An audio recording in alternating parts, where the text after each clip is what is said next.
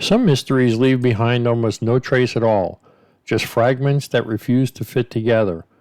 On a February night in 2007, a young father from Boise, Idaho vanished without a trace.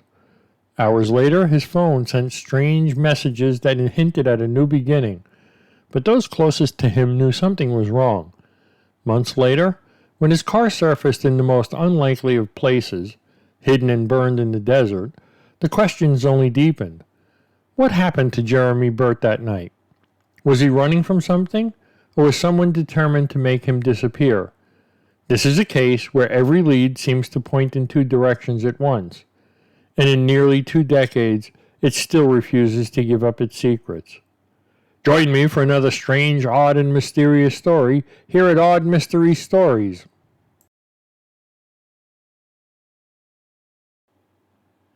Jeramy Carl Burt was born on June 18, 1973, in American Falls, Idaho.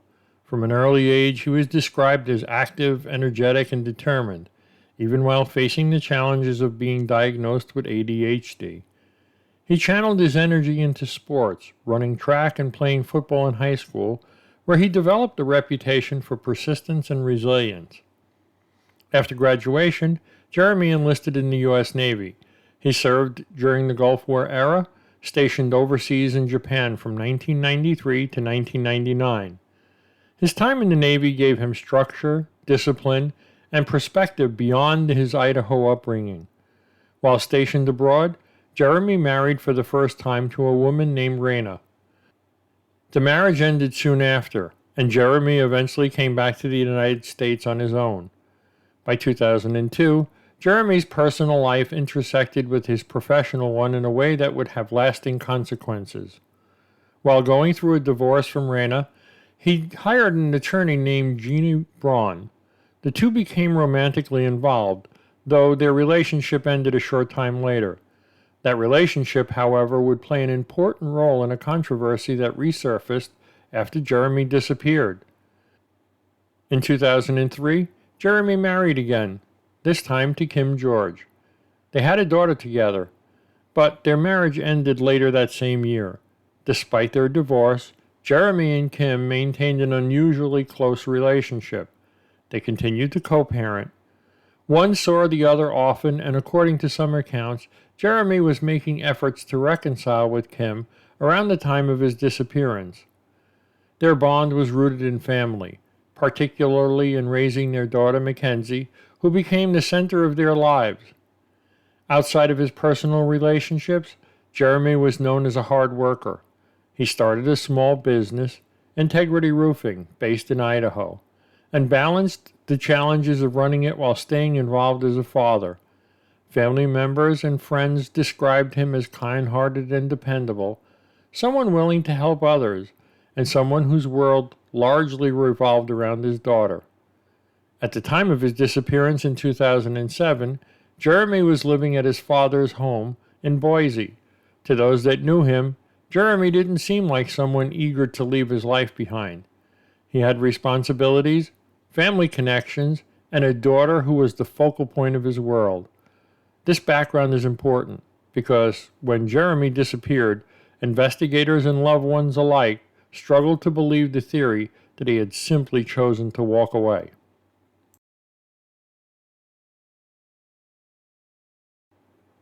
On the night of February 11, 2007, Jeramy seemed to be following a familiar routine. He was living at his father Van's home in Boise, and at around 10:30 p.m., he told his father he was heading out to visit a friend. The friend had recently bought a hunting bow, and Jeramy planned to stop by to talk about it. For Van, there was nothing unusual about this late-night outing. Jeramy often came and went, and there was no reason to think he wouldn't be back soon. But Jeramy never made it to his friend's house. Somewhere between leaving his father's home and where he was supposedly going, he simply disappeared. There were no immediate signs of trouble, no calls for help, no sudden disturbance that the neighbors could recall. For his family, the silence was unsettling, but it wasn't until days later that the true strangeness of the situation began to unfold. 2 days after Jeramy was last seen, his ex-wife, Kim George, who was visiting Las Vegas at the time, began receiving a series of unusual text messages from Jeramy's phone. The messages claimed that Jeramy was leaving Boise behind and starting over somewhere else. They suggested he wanted a new life away from the responsibilities and connections that tied him down. For someone on the outside, that may have sounded plausible. After all, Jeramy had gone through a divorce, faced challenges in his personal life, and was balancing the weight of running a small business. But Kim knew him better than that. The words in the messages didn't sound like him. They didn't match his usual way of speaking, and more importantly, she couldn't believe Jeramy would willingly vanish and leave his daughter behind. Kim quickly reported the messages to the police and told them she didn't think Jeramy had written them. At the same time, she reported his red Mercury Cougar missing. That car was Jeramy's pride and joy, and the fact that both he and the vehicle had vanished together raised even more red flags. Detectives opened an investigation, but at first there was little to go on. Jeramy's last known sighting was leaving his father's house, and there were no reliable leads about where he had went afterwards. The text messages provided a troubling layer of mystery. If Jeramy hadn't sent them, then who had access to his phone? And if he had, was he in some kind of distress when he typed them out? For Van, his father, the silence grew heavier by the day. His son's absence was unexplainable, and Kim's doubt about the messages only fueled fears that something far more sinister had taken place. A man who had built his life around being a father, a son, and a provider had simply vanished into the night? By the time weeks had passed, it was clear to everyone. Jeramy Burt hadn't left on his own. Something else had happened, and it would take months before a grim discovery confirmed those suspicions.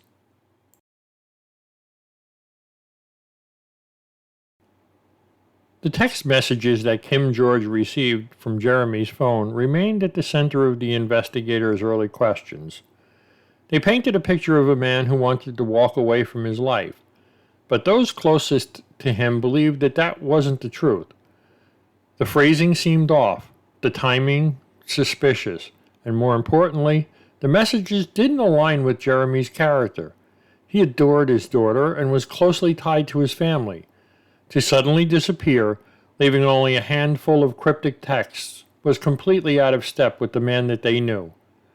Investigators looked closely at the content of the messages. The language suggested Jeramy had made a clean break and didn't intend to come back, but law enforcement and family alike wondered if someone else had typed them in an attempt to throw people off. If that was the case, then who had his phone? And what had happened to Jeramy himself? Weeks turned into months, and the mystery only deepened, until May of 2007, when a chilling discovery was made. Nearly 3 months after Jeramy's disappearance, his red Mercury Cougar was found in a remote section of the Owyhee Desert. It wasn't just abandoned, it had been burned. The location itself raised serious questions. The car was hidden down a ravine, a place so rugged that detectives had to leave their own vehicles behind and hike the last stretch in on foot. Whoever put the car there had clearly wanted it to stay hidden. The fire had gutted much of the interior, leaving little in the way of immediate evidence. To investigators, it looked like someone had gone out of their way to conceal both the car and perhaps any traces of Jeramy. The discovery shifted the investigation dramatically. If Jeramy had truly chosen to leave his life behind, why would he torch his own vehicle and abandon it in one of the most remote parts of the state? If anything, the burned car seemed to point towards foul play. For Jeramy's family, the news was devastating. The car was a symbol of his presence, something familiar, something that tied him back to home. Now it had turned into a grim reminder that something had gone terribly wrong, and yet, one thing that mattered most, Jeramy himself, was nowhere to be found. Detectives scoured the ravine, looking for anything that may have survived the fire. Fragments, personal belongings, clues that could indicate who had left the car there. But in the end, the vehicle only raised more questions. Had Jeramy been with the car when it was burned? Or had someone else driven it out to the desert after something had already happened to him? The burned out Mercury Cougar was the first real physical evidence in the case. But instead of providing answers, it only added to the growing list of mysteries. Someone knew what happened that night in February. Someone had access to Jeramy's phone, his car, and the ability to erase the trail. The question was, who?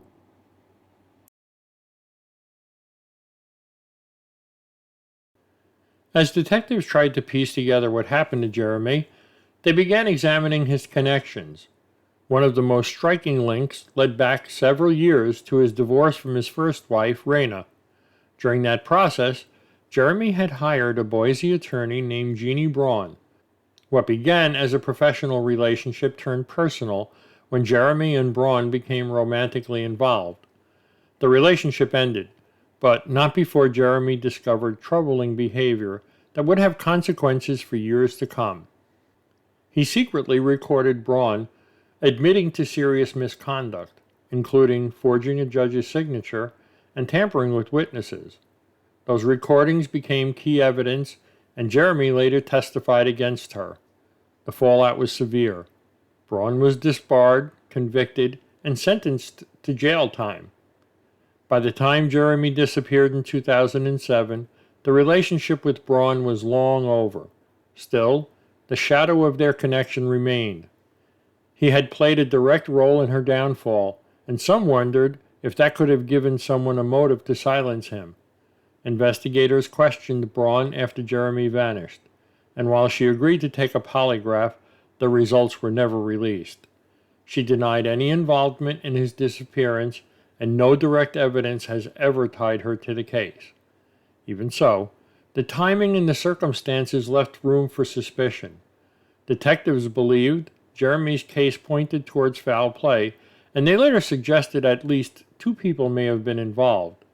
The strange text messages, the burnt-out car hidden in the desert, and the careful staging all hinted at planning rather than chance. For Jeramy's family, the possibility that his decision to expose corruption years earlier might have played a role in his disappearance was difficult to ignore. Had his testimony created a lasting grudge? Or was it simply one piece of a larger, more complicated puzzle? To this day, no one knows for sure. What's certain is that Jeramy's link to Braun added another layer of intrigue to a case already filled with unanswered questions.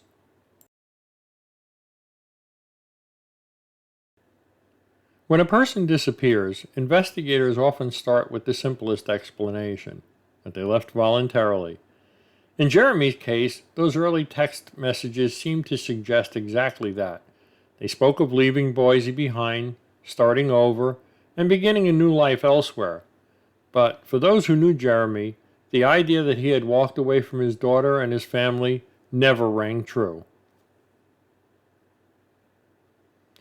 Supporters of this theory pointed to the texts as evidence, suggesting Jeramy may have wanted to escape personal pressures. His divorce, financial stress, and/or lingering issues from his military service. But this theory fell apart under closer scrutiny. The messages didn't match his natural speech patterns, and the idea that he would abandon his young daughter simply seemed out of character. For Kim George, his ex-wife, the text messages were never convincing. She believed someone else had written them to create a false trail. The second theory is perhaps the most compelling. Jeramy had taken the serious step of exposing his former attorney, Jeannie Braun. By secretly recording her admitting to illegal activity, his cooperation with authorities led directly to her disbarment and criminal conviction. Could this have created enemies determined to silence him? Investigators considered this carefully. If Jeramy had been targeted in retaliation, the burned car and staged messages suddenly seemed to make sense. They suggested planning, multiple people involved, and a motive rooted in revenge. Some have speculated that Jeramy's disappearance could have been the result of an unrelated crime, a carjacking, a robbery gone wrong, or a chance encounter with someone dangerous.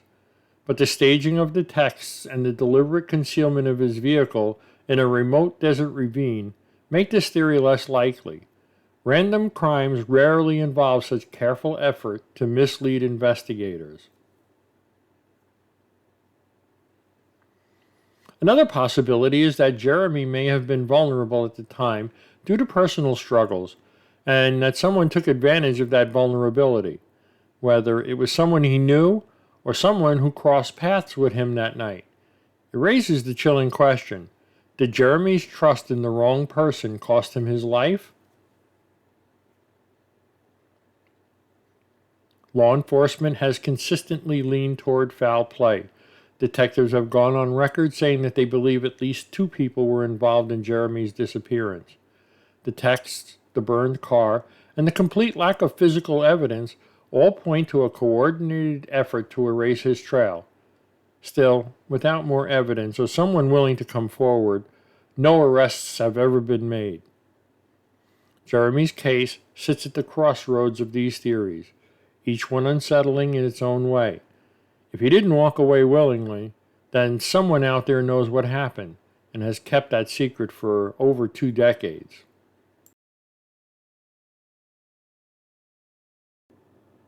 For Jeramy's family, the weeks after his disappearance were filled with confusion and dread. His father, Van, was left haunted by the memory of that February night, the last time that he saw his son walk out the door.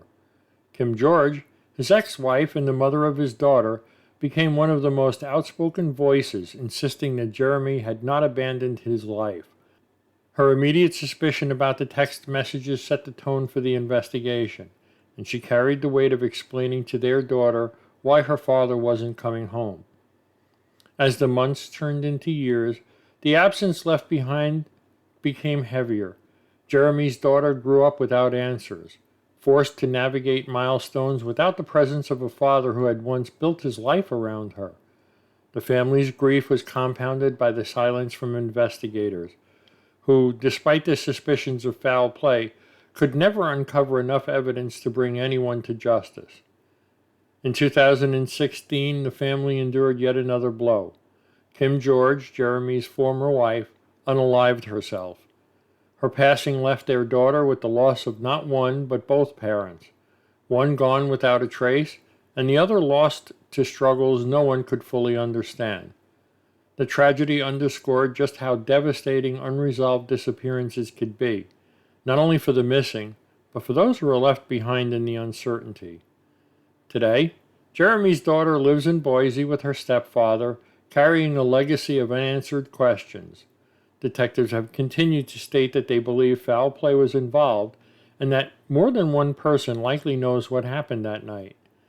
Yet, despite advances in investigative techniques and the passing of time, no one has stepped forward to provide the missing pieces of that puzzle. The case remains open, the mystery unsolved. Each year, it resurfaces in media reports on missing persons databases and in the minds of those who refuse to let Jeramy's story fade. The desert may have swallowed his car, but his disappearance has never been forgotten. What lingers most are the questions. Who sent those messages? Who drove his car deep into the Owyhee Desert? And why, after nearly 2 decades, has no one spoken out? For his family, the silence has been the cruelest answer of all.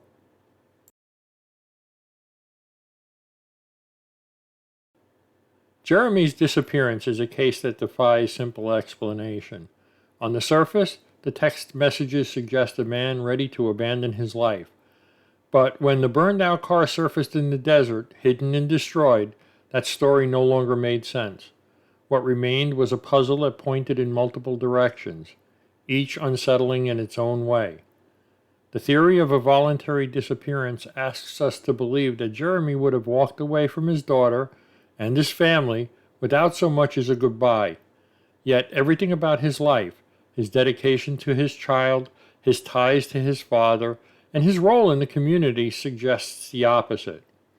The possibility of retaliation over his role in exposing his attorney is harder to dismiss.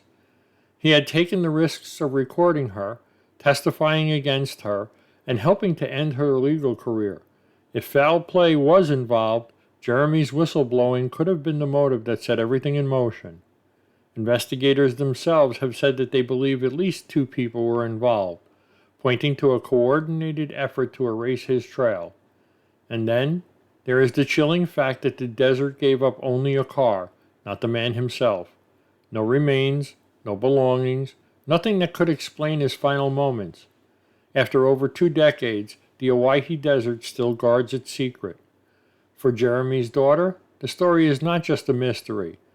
It is of a life forever altered. She has grown up without the father who adored her and without the mother who fought to keep his memory alive. The questions behind are more than cold case files. They are pieces of a family's broken history. As with so many unsolved cases, the truth may rest with someone still living in silence. Someone who knows where Jeramy went that night. Someone who knows why those messages were sent. And someone who knows what really happened in the desert. Until that silence is broken, this case will remain exactly where it has been since 2007. Unsolved, unanswered, and haunting. So what do you think? Did Jeramy stumble into something far bigger than himself? Was his role in exposing corruption the reason he vanished? Or could the truth be something that no one has yet considered? Share your thoughts and theories below in the comments. Because in the end, mysteries like this live on, not just in case files, but in the questions we continue to ask. And Jeramy's story still demands answers.